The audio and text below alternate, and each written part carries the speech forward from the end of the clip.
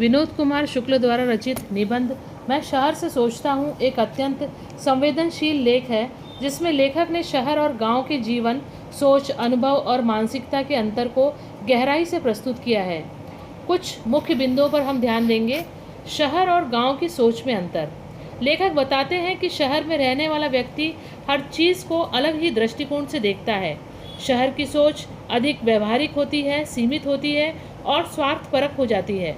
वहीं गांव की सोच में सहजता होती है, अपनापन होता है और सामूहिकता होती है।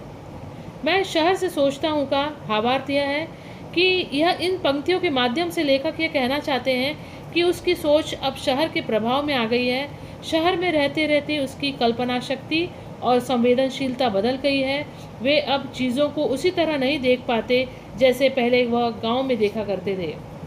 प्रकृति से दूरी। शहर का जीवन प्रकृति से कटाव पैदा करता है।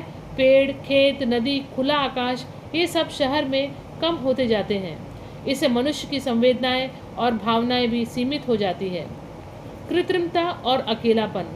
शहर में जीवन अधिक कृत्रिम हो गया है, अर्थात आर्टिफिशियल हो गया है।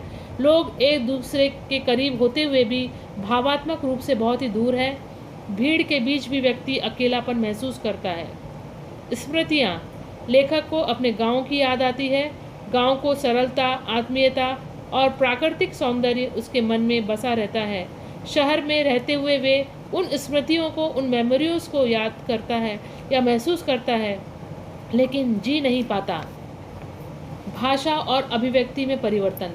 शहर में भाषा भी बदल जाती है, अधिक औपचारिक और बनावटी हो जाती है। गांव की भाषा में जो मिठास और आत्मीयता है वह शहर में बहुत ही कम दिखाई देता है।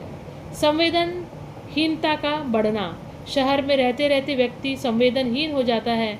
दूसरों के सुख दुख से उसका कुछ जुड़ाव नहीं रहता या जुड़ाव कम रहता है। लेखक का अंतर्द्वंद। लेखक के मन में दो दुनिया अर्थात गांव और शहर का संघर्ष चलता रहता है। वे शहर में रहते हैं, लेकिन उनके मन में गांव बसा रहता है।